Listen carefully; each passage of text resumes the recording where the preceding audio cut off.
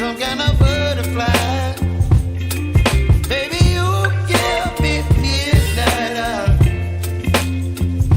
You whip up my appetite. Don't leave me here high and dry. Oh, but I don't wanna jinx it, baby. Just not get ahead of my time. Oh, but I don't wanna miss you, baby.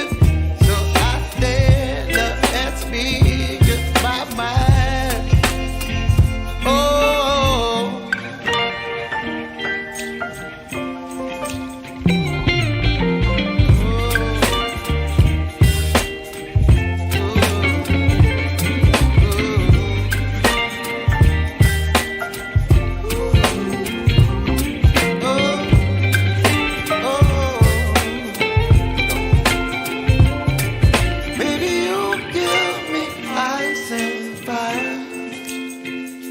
You're chilling wind and rain. You're some kind of butterfly.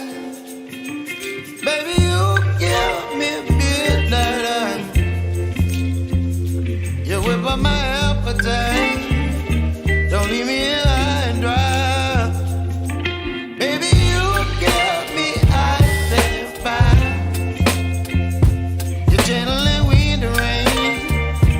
You're some kind of butterfly.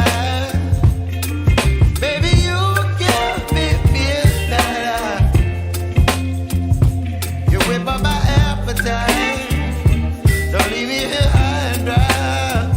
Oh, oh, oh, oh,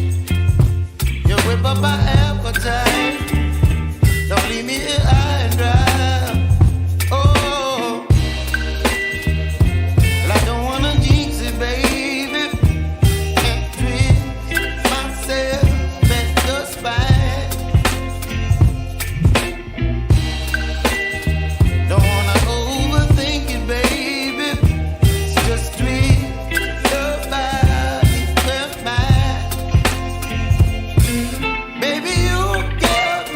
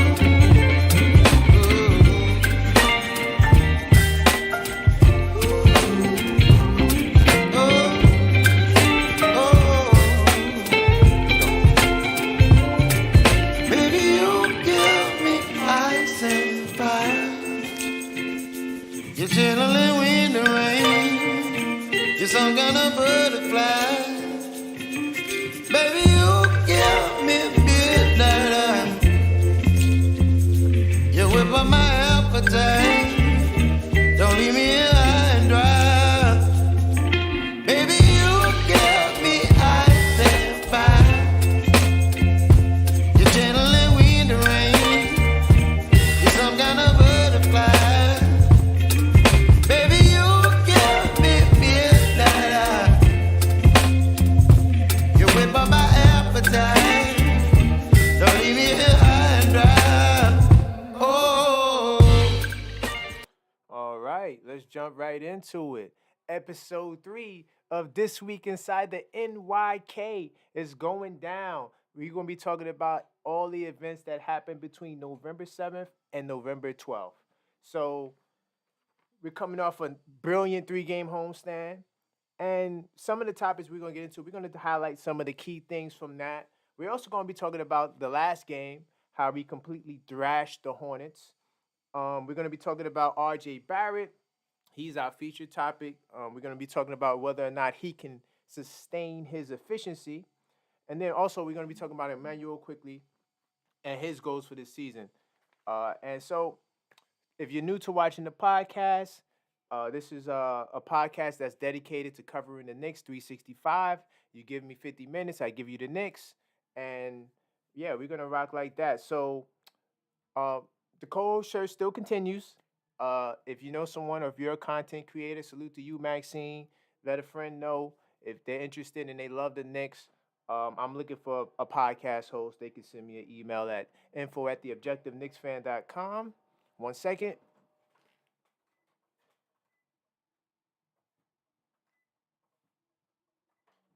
I just wanted to turn off my printer. It's going to be going crazy all day.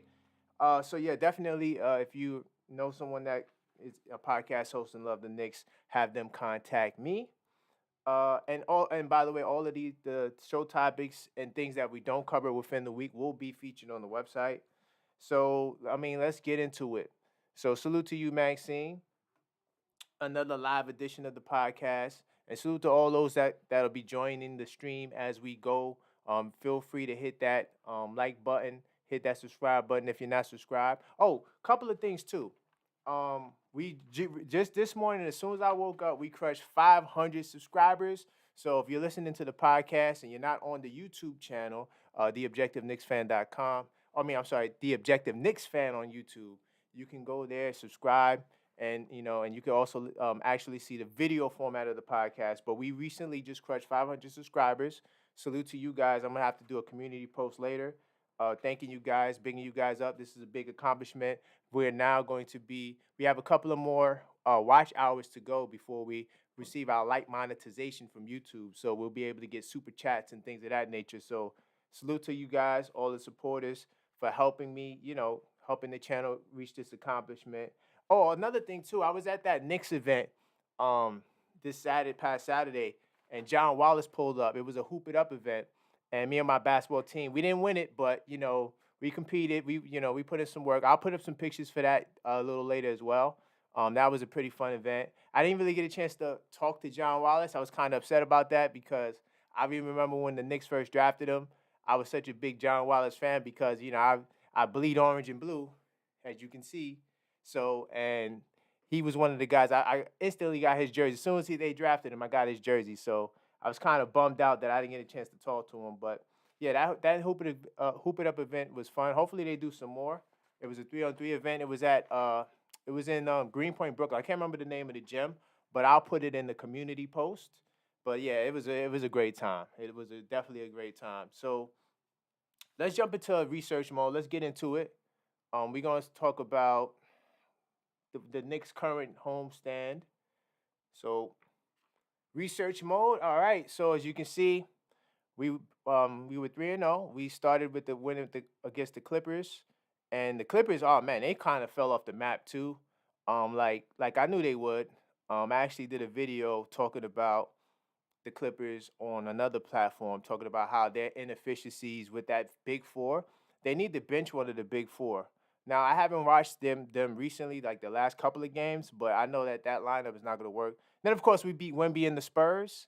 Yeah, we kicked his butt. I was kind of happy about that. I actually got into a huge debate with a Spurs fan for like 12 hours, going back and forth. It was crazy because he got upset because his team lost. Then he had the audacity, and you already know for me, especially if you've been following the channel, a trigger word for me is the Knicks suck. So when he said the Knicks suck, I was like, whoa, we gotta know this. I'm not going for it. Gone are the days where you can say the Knicks suck and we're supposed to just sit back and just take it. No, I wasn't going for it. So salute to everybody that just joined the building. This is episode 3. Well, it's supposed to be episode. I know I got episode 2 up on top, but it's episode 3 of This Week Inside the New York Knicks. We're talking about various topics. So salute to you guys. We're talking about right now. We're talking about the 3-game homestand. So if you have any opinions, feel free to let me know in the chat. I will respond to your comments in the chat. So we beat Wemby, and then the last game, of course, was against the Hornets, and I got that game pulled up. We could talk about that for a little bit.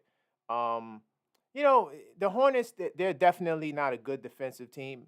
They're one of the worst defensive teams in the league. So I say, as the objective Knicks fan, don't get too high on your wins and too down on your losses, especially this earlier on in the season, right? It's a long season. It's a lot of games. This was a big game because the new NBA Cup. This is one of the teams that's in our group, so we were able to get that win. So now we're 1-1, so we could stay in the hunt to make it at least to the wild card or even win. I mean, hey, the Bucks are not playing the greatest basketball, so if the Bucks lose to another team that's in our group, let me see if I could pull it up. Let's see, New York Knicks schedule. Let's see the full standings. They might have it here. Let's see. Oh yeah, in-season tournament. So when you look into our group, you'll see, right by my head, the Knicks here. They didn't even update it.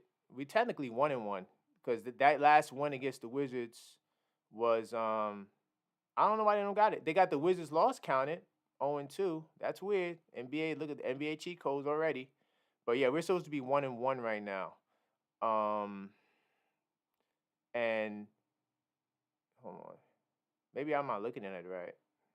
Oh, that's weird. Why they don't have the Knicks' second win, but they got the Wizards with 2 losses? It's really weird. But we're supposed to be ahead of the Wizards right now. Now, yeah. No, I'm sorry. Yeah, they didn't update it because we played the Hornets, not the Wizards yet. Right. We're going to play the Wizards, and then we got to match up with the Heat. So we have to win these 2 games as well.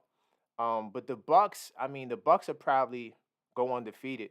So our best bet is to try to get into the wild card spot. So yeah, I guess they're still working on this stuff. But that's why that game was important against the Hornets. Now, like I said, the Hornets, they don't play much defense. So our offensive prowess, this is what you're supposed to do against a team that is not a good team. So kudos to the Knicks for doing their job. And of course, when the big 3, RJ, Randall, Brunson, when they score over 20, typically that's a W. Mitchell Robinson, once again, dominant on the inside. One of the things I noted with Mitch, they try to feed him in the paint. He actually got a nice post touch. Brunson was looking for him, and he was able to get a foul call and went up strong. So salute to Mitch. Mitch is looking like a whole different animal out there. He would have had another double-double, but, it was a blowout. So they wanted to rest the starters because, we got a big game tonight against the Celtics. But, yeah, this game was another thing, too. Of course, he balled out. He had 32 points. Even though he was a minus 32 plus minus, we don't really care about that in terms of it's a team stat, and his team was getting smacked. But Ball was amazing. He was doing some stuff that I was like, whoa, he definitely he's recovered from his injuries, and he's ready to go. But, yeah, he was the only one on this team that got it going. But their rookie, this kid here, Brandon Miller, he is nice, man. He was torching us. He had at least 9 points, or he might have had all of his 11 points in the first quarter. And he was doing his thing, but then he got hurt. So hopefully, he's not beat up too bad. They're the ops, but I don't want to see nobody get hurt. I don't want to see nobody go down. So hopefully he's not too hurt. But yeah, Brandon Miller, definitely, he's a solid player on his team. The rest of these guys, this Richards guy is not bad too. Nick Richards, I liked him. He was putting in work for the Hornets. But Mark Williams, my man from Duke, he was overmatched against Mitch Robinson.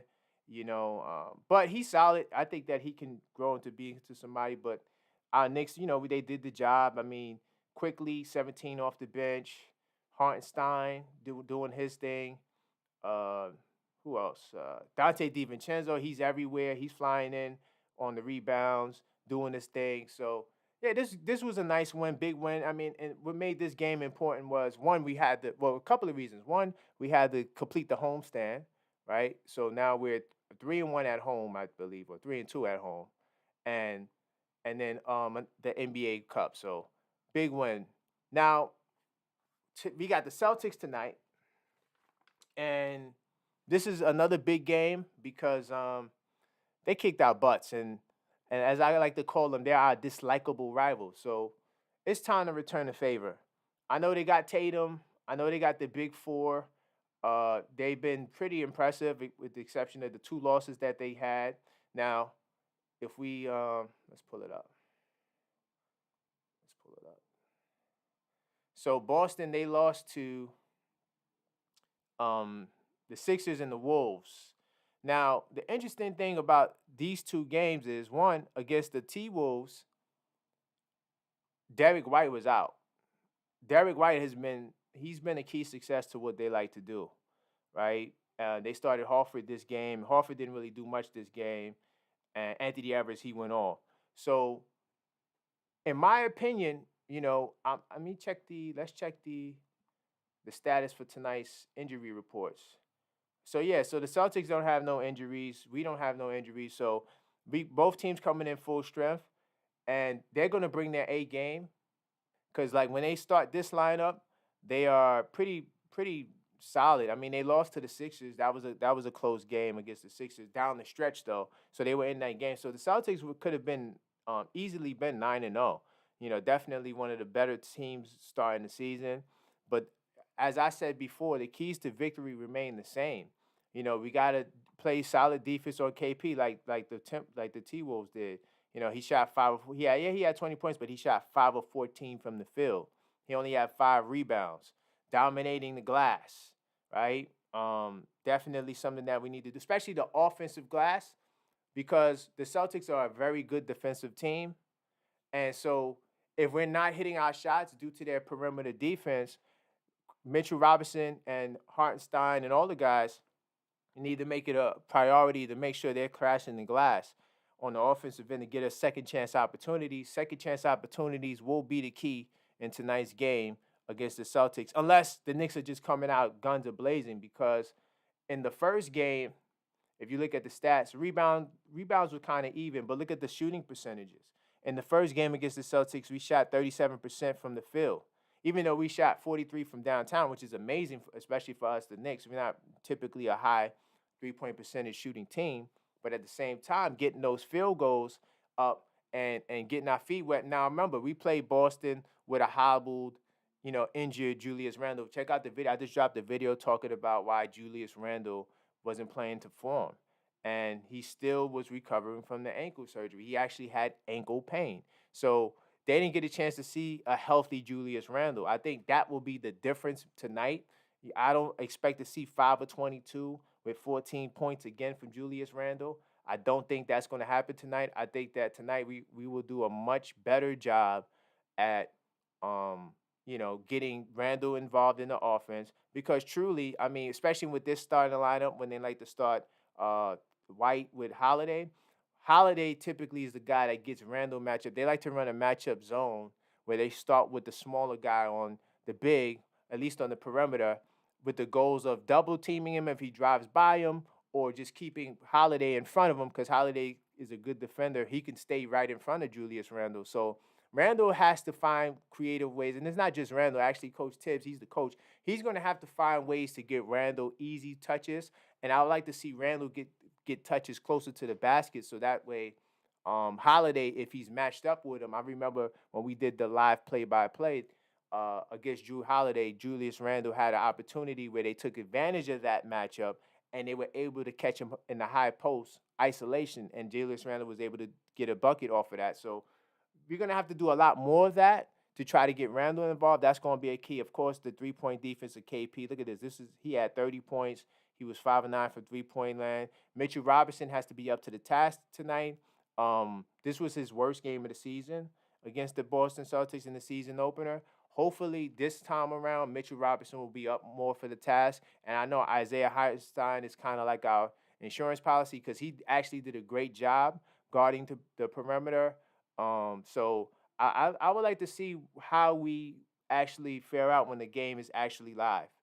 I think it's going to be a huge difference because I think the way we're coming off this 3-game homestand, with Randall going, Randall's the difference maker. By the way, the game was a 4-point game, right? So all we needed was a little from Randall, and we could have won this game. So I'm confident in the Knicks' abilities to get the job done. I think that while Boston, yes, they have been the best team in the Eastern Conference, undoubtedly so. I do think that they had a lot of soft touches as well. I think that we can take advantage of the size matchup because they start small. I think Randall, if we can find ways to get him in the post, RJ, he continues doing his thing. Jalen Brunson continues doing his thing. I think that it's going to be a great game. It's going to be a great game. But I think the Knicks have what it takes to get the job done. And I expect to win tonight. And this will be a big win because that'll be 4 in a row. And then it'll propel us into one of the top teams in the East. Because right now, if you look at the standings, we're in the middle of the pack right now. So we get a win tonight, we'll be in the top 4 for sure. Now, the way the standings is set up now, I wouldn't be too concerned with the standings because, all right. So let's look at the teams that they have ahead of us. Orlando Magic, good young team. They're not ready. Atlanta Hawks, I don't believe in the Hawks. I don't believe that the Hawks are better than us. Pacers, they don't play no defense. No defense whatsoever. Miami Heat is an interesting team. But I feel like there's no reason why we shouldn't be in the top 4 after tonight's game. And we should stay in the top 3-4 spot for the season. That's what I'm hoping. So, everything is starting to shape up and take form. I mean, when you look at the bottom teams in the Eastern Conference, I'm just going to stick with the East from now because that's where we're at. So, the Detroit Pistons, the Washington Wizards, the Hornets, the Bulls, these are the bottom teams, right?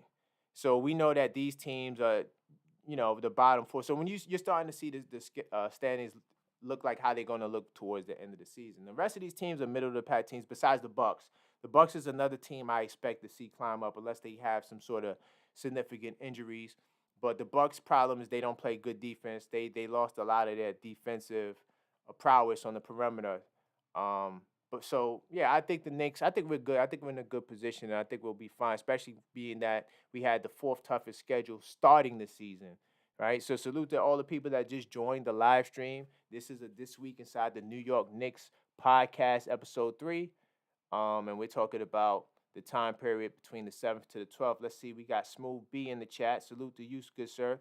I don't believe he can keep up the pace, but best wishes. Oh, you talking about RJ? Yeah, we're gonna get to RJ. That's the flagship topic. We about to, let's jump into RJ now since you wanted to get there. The reason why I wanted to jump into the RJ Barrett question was because of this article here. Salute to SNY. They had an interesting article talking about RJ Barrett and his pace and how he's playing and will it sustain. I think it will sustain. And one of the reasons why I think it will sustain is because of how he's getting his baskets. It's a focus on attacking the paint. And he's attacking the paint way better than he did last year because, yes, he still tries to take it in on taller guys, big guys. Like, he don't care. He's not backing down from the challenge. But he's doing a better job of absorbing the contact, right? He's doing a better job at actually drawing the fouls. I think he learned what the officials are looking for in terms of making calls, and he's exploiting that hack. That's why RJ Barrett, I'm not sure how many free throws he shoots a game. Maybe we can pull it up. Let's see. RJ Barrett, we're going to get into his stats.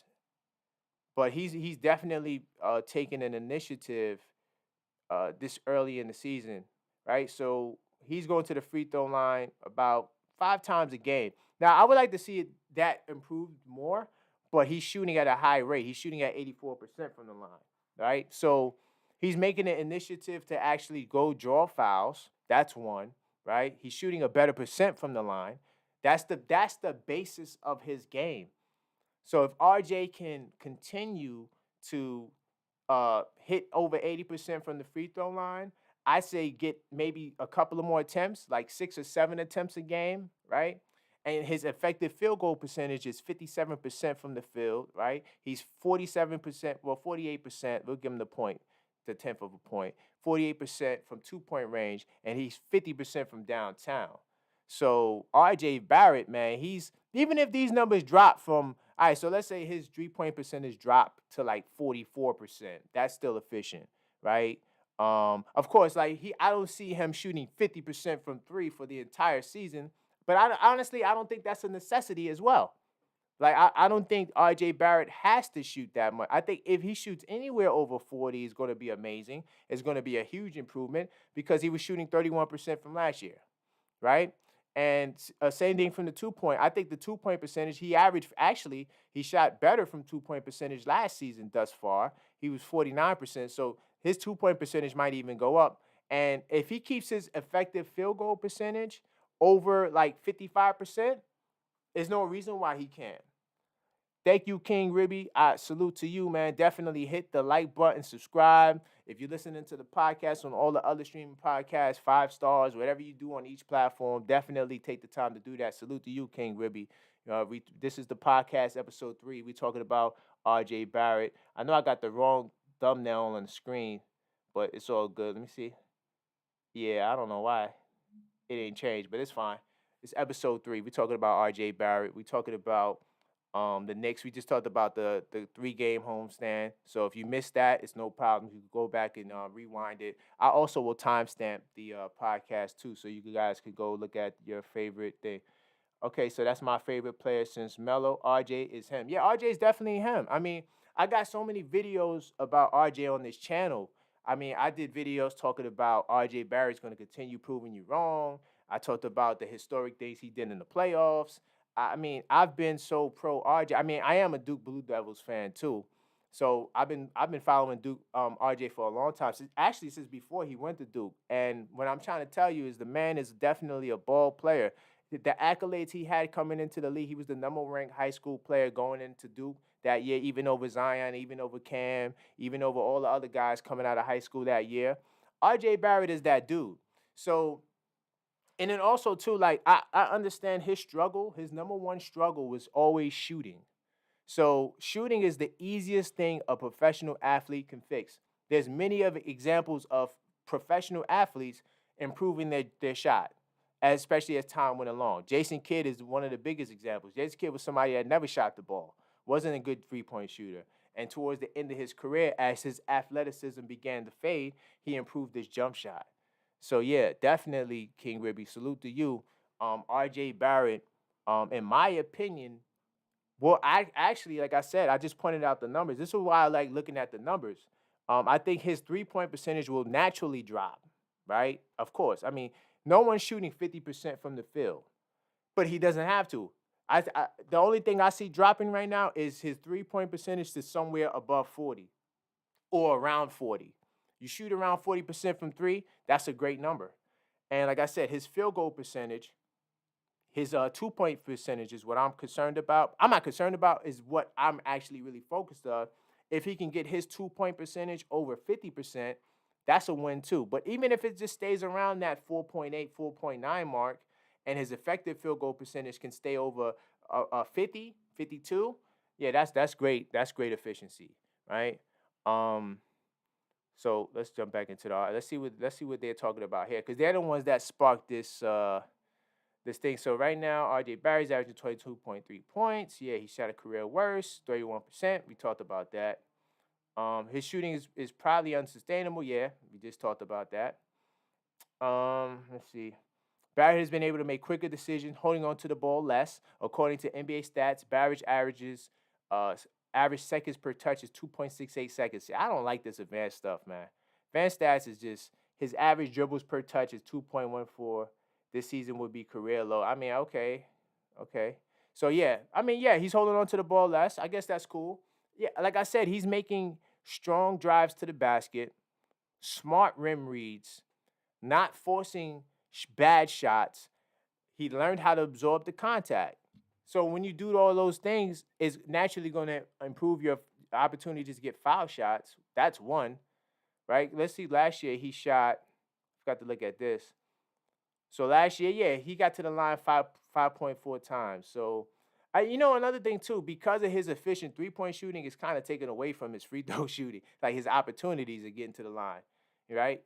So let's see exactly. Cool. He's not ending right. So I think that question is a loaded question. That's what I'm saying. Like the RJ Barrett critics is like they love to hate on the guy, and my thing is that their standards that they like to put on him, they either don't put on other people, or it's just something that's just crazy, like something that's just out of this world, right? Like they just came up with the list of the top 25 under 25, right?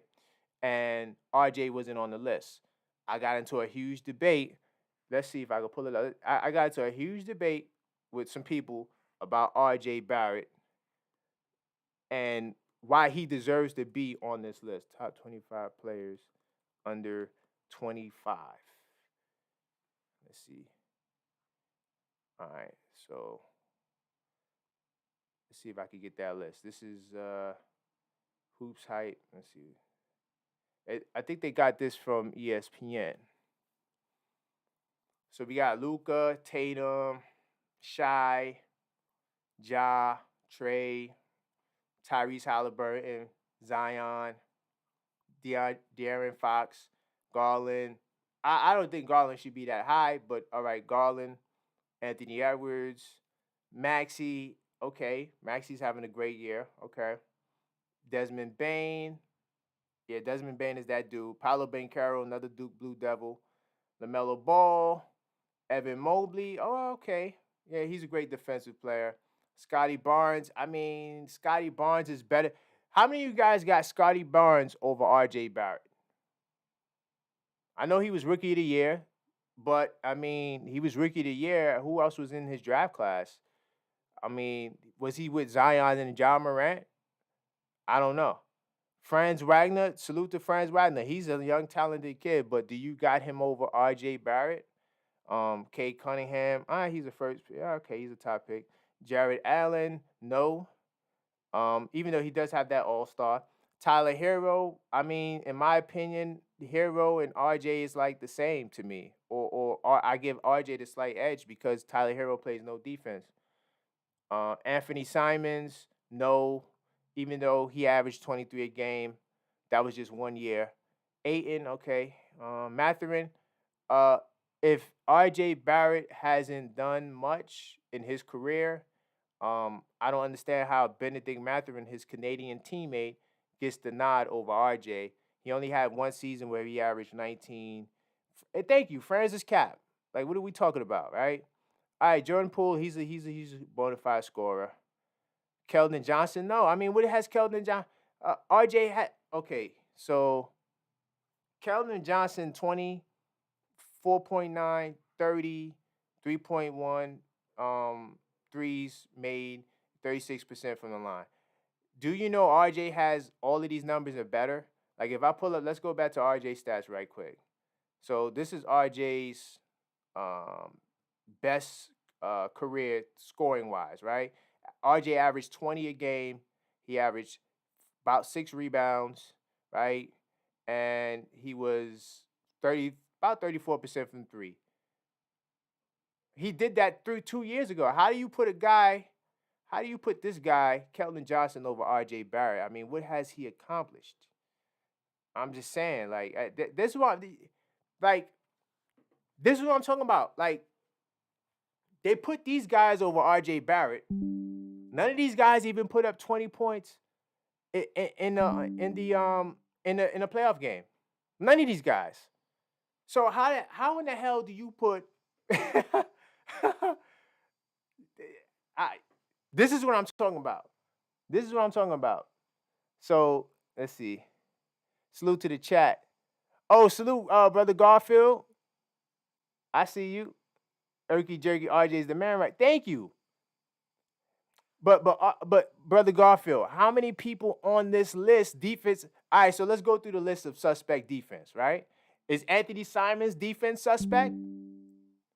What about Tyler Hero? Is Tyler Hero's defense suspect? You know, like they always like to go to defense. I'm not talking about you, brother Garfield, but they always like to bring up defense as a slight toward RJ. But half of the guys on the list, Cade Cunningham is not playing no defense, right? Franz Wagner, not really. Not really a perimeter defender. Scotty Barnes is an okay defender, right? And then the top guys, I'll leave the top guys alone. LaMelo Ball definitely doesn't play no defense, but he's one hell of a scorer. So, but RJ deserves his props, man. Like, even, all right. RJ has all the accolades these guys have coming into the league and more. RJ won the gold medal in the under-19 World Cup against the Knicks, right? That's one. I mean, not the Knicks, against Team USA. That's one, right? RJ was the #1 player coming in with Zion and all of those guys, right? It's just that the Zion train, I mean, there's nothing you could do with Zion. Zion is a force to be reckoned with, right? He did, yep, he definitely did defend Tatum well. But you know what that is, brother Garfield? It's like when you're going up against your dislikable rival, you're gonna go hard. You definitely gonna thank you. Hero's defense is exactly. Hero's defense is nothing. Hero doesn't play no defense. And then also Hero always gets hurt at the wrong time. Like I said, half these guys never even put up 20 points in the playoff game, right? And I just don't, I don't like the RJ Barrett slight. And I'm glad RJ's playing the way he's playing because, trust me, if he continues this pace, he will get his respect going into next season. You know what I'm saying? So I'm always going to defend my Knicks, especially when I have the evidence to do so. When I have the ability to show and prove. And, I mean, RJ's numbers is just, I mean, he's about 20 a game. He's becoming a natural 20 point per game scorer, and the next level is him keeping it at that 22.6 or pushing it higher. So that's what it is. Let's see. Salute to the chat. Salute to everyone in the chat. This is the episode 3 of This Week Inside the New York Knicks. I got the wrong title on top. I don't know how I did that, but this is episode 3, and we're talking about RJ Barrett. We're talking about the 3-game homestand. We spoke about tonight's matchup with Boston, and now we're talking about our flagship topic, RJ Barrett.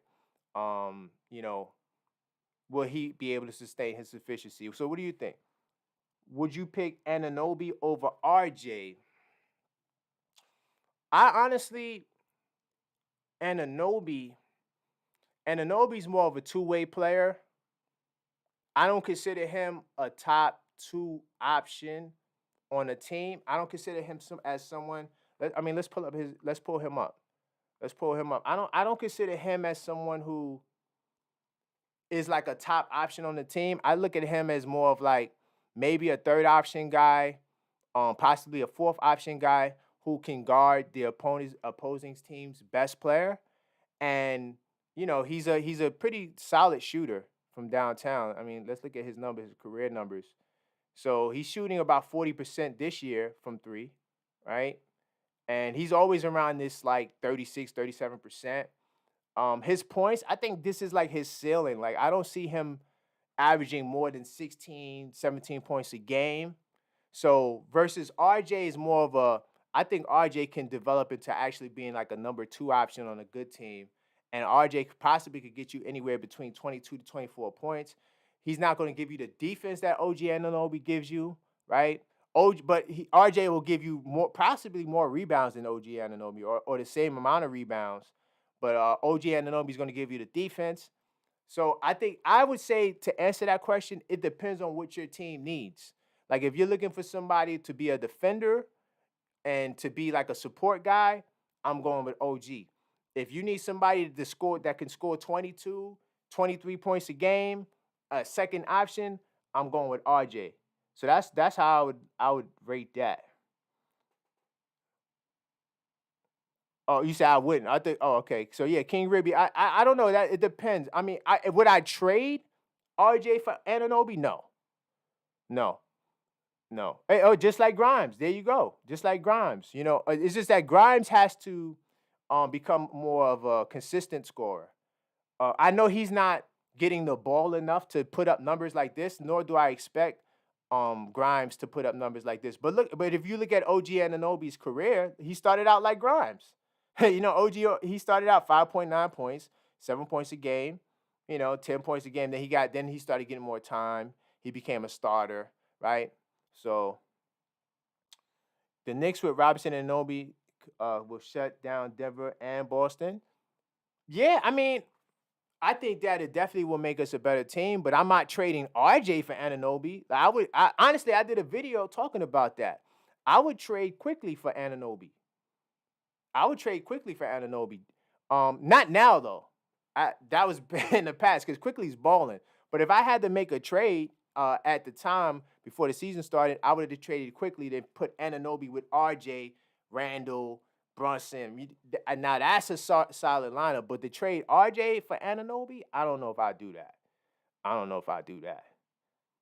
But it definitely will be a tough lineup. Yeah, Anunoby is a guy that I wanted to trade for earlier on before I saw Quickley do what he do. Because honestly, and we're about to get to Quickley, I think Quickley can honestly be like a Tyrese Maxey. I think he and Tyrese Maxey are very comparable. The Knicks are going to trade him to his hometown, Canada? Nah. RJ Barrett is not getting traded. First of all, and if they do want to trade RJ Barrett, which I doubt, it's going to be for a superstar. Canada doesn't have the superstar that the Knicks want. And OG Anunoby is not a superstar at all. He's a good, talented player, Definitely, like I said, he's somebody, possibly a third option. But he's not going to give you no more than 17 points a game. But he'll guard your best, the team's opposing player. So, but right now, I'm not trading Immanuel Quickley. I got to wait till the end of the season. And another thing, too, like the trading for a star. Like, so we see what happened with the Clippers. That, too, yeah, we talked about that on the pod. Thank you, King Ribby. Yeah, we talked about Masai. Yeah, because of the active lawsuit, things right now between Toronto and the Knicks is not the best. They're suing Toronto because they feel like one of their ex-employees took proprietary information from the Knicks over there. So, yeah, this Knicks teams remind me of that Detroit team that beat Shaq. Yeah, that's a good comparison. Yeah, this Knicks team does give me Detroit Pistons vibes, 2004 Pistons vibes when they beat the Lakers. So, no major stars, right, yeah.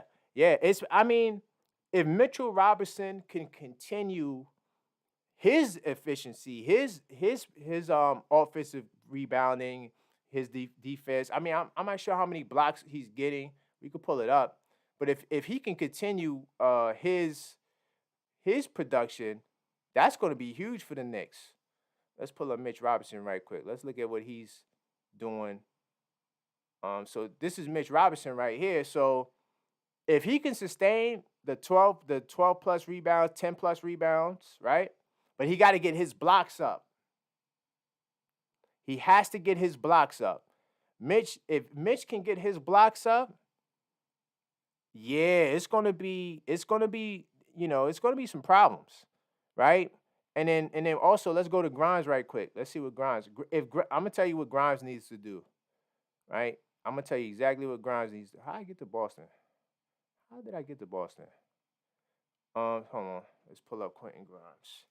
I'm gonna tell you what Grimes needs to do because King Ribby, you brought up a good point. You said that Grimes is similar to Obi. So we're gonna pull it up. So, all right. So look. So this is Grimes' career numbers. It's very similar to OG. OG started out with 5, right? Then 7, and then he got the 2. So OG needed another year to get to where Grimes got to last year. So if Grimes could get to 12, 13 points a game, that's a game changer.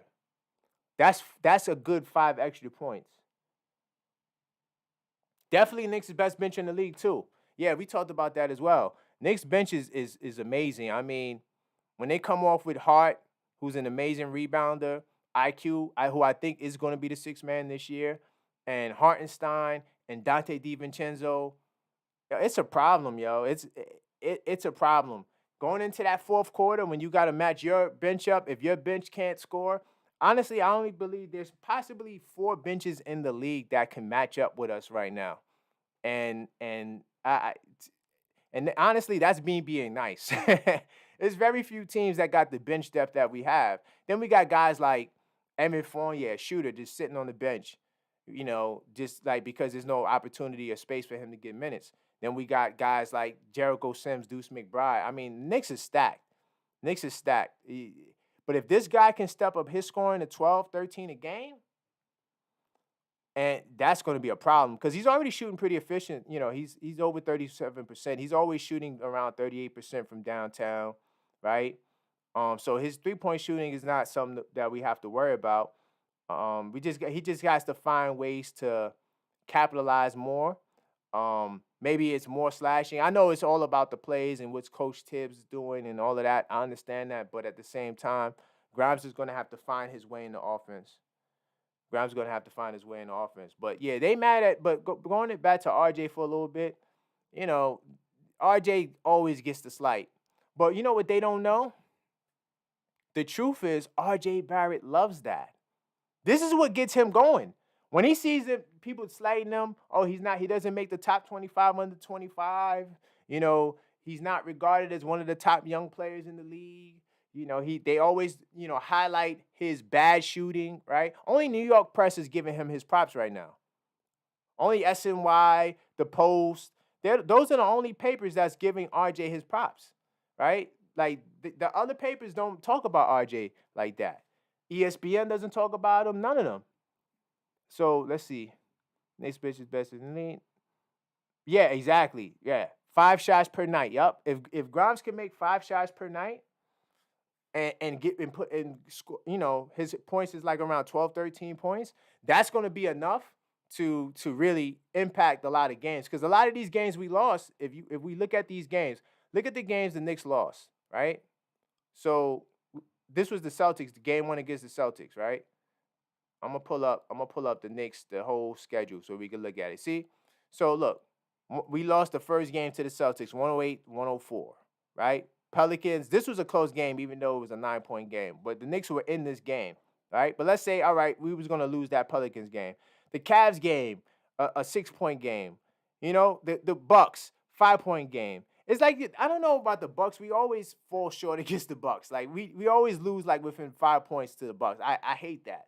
So that's what Mitch and Grimes, their production can help offset these, losses that we have.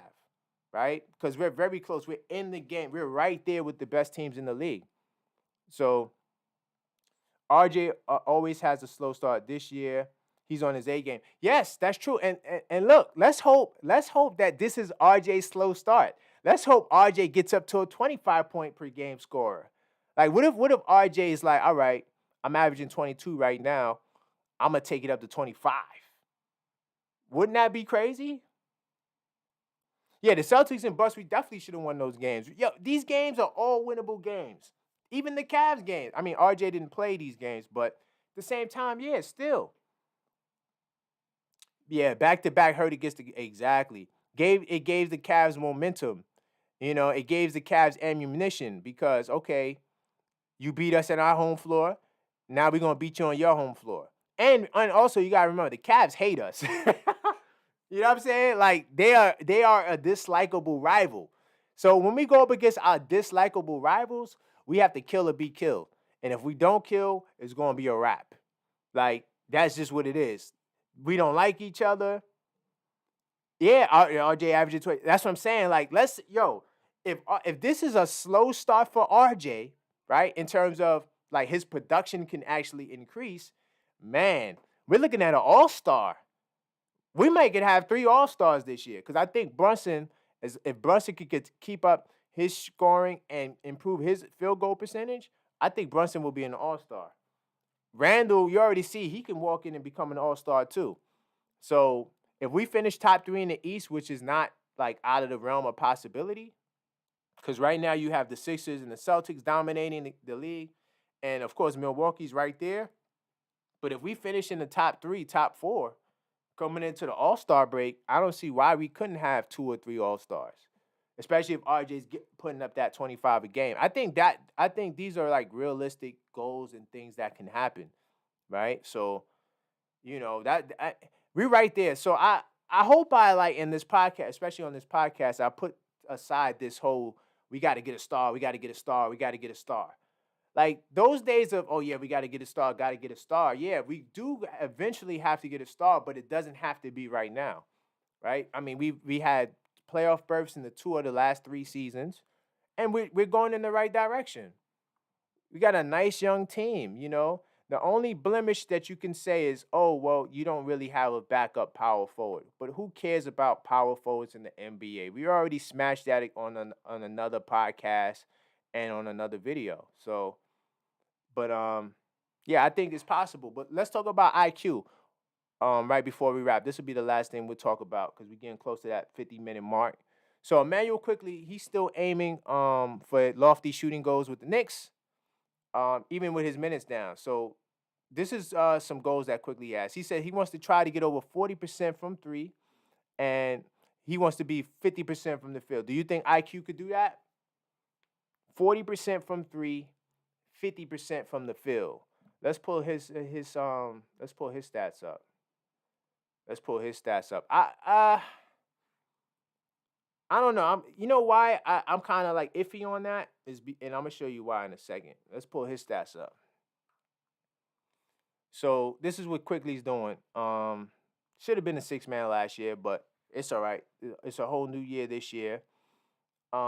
His effective field goal percentage is up. But his 3-point percentage is around the same it was last year. His 2-point percentage is a little better. He's let's see.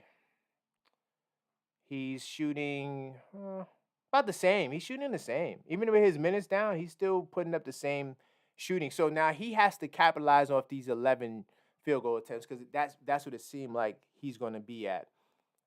I don't know if Quickley can take better shots out of the shots he's already taken.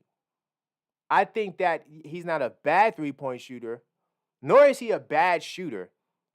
Being around 48% from the field, 45 to 48%. I mean, he was 44 last year. Trying to give him an extra 10th of a point, but I don't know if the way he plays and his aggression and how he likes to sometimes attack, and he thinks quick. He's more of a first step kind of reactionary type dude. Like he's trying to catch the defense off guard, which works some of the time. It doesn't work all of the time. So him getting the 50% from the field for the season, I don't see that happening. Can he stay at around 48? Possibly. I think him around 48% from the field and around 37% to 38% from 3, I think that's real. But a salute to IQ though. I think that. Oh, did I pull up? Hold on. Yeah, salute to IQ. I think that he, it's great to set big goals, and I hope he gets there. I'm not sure if it's possible. Not sure it's possible. But if he stays over 15 points a game, and the Knicks are continuing to win the way they are, he definitely would be a 6-man of the year candidate for sure. They won't even be able to rob him this year.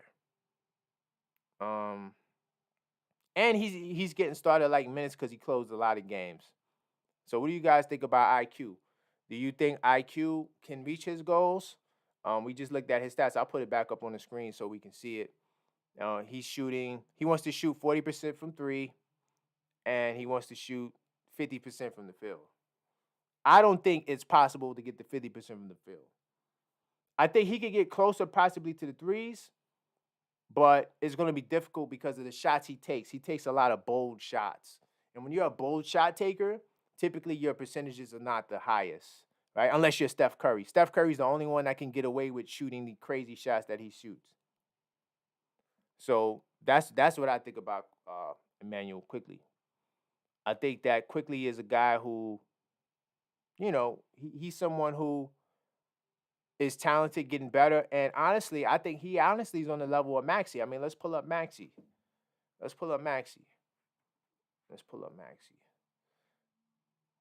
just that Maxey gets way more opportunity than Quickley. So Quickley's getting 11 shots a game. Let's pull up Tyrese Maxey, right? Maxey, all right. So Maxey's averaging 28 a game, right? He's getting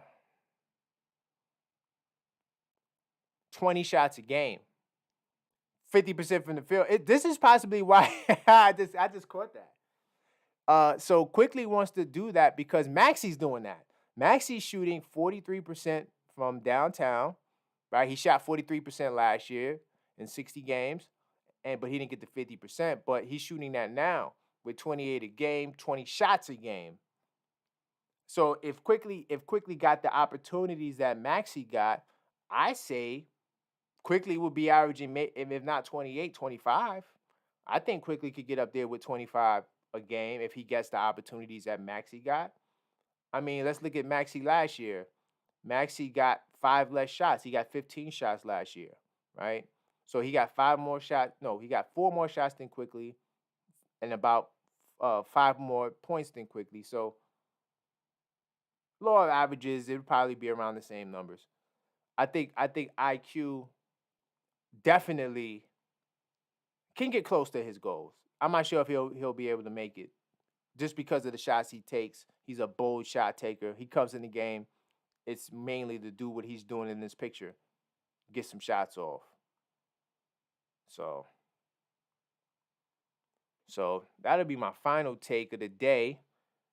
I'm curious to see what you guys got to say about Quickley, RJ, anything as before we wrap up.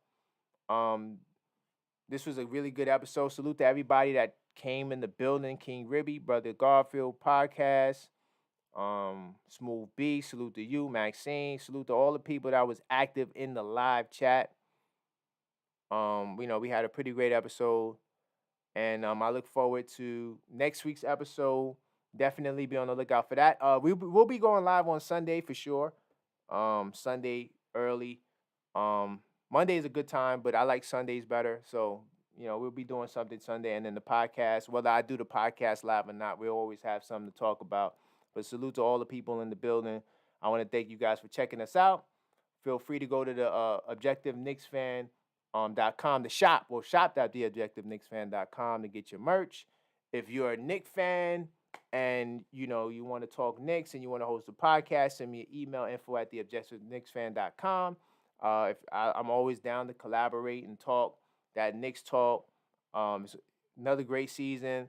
Also got a list of. I do want to apologize. I didn't do a live play-by-play for the what game? The Spurs game. I didn't even realize it wasn't on MSG. So going forward, I actually have the schedule posted of when the Knicks are not going to be on MSG, and I double checked it to make sure. So we will be doing the live play-by-plays as well. Anything else? You could go to theobjectiveknicksfan.com. It has all the information about what I do with the channel, and then you can contact me there as well. And don't forget to hit that subscribe button on your way out, like button. And until next time, let's go Knicks. All right.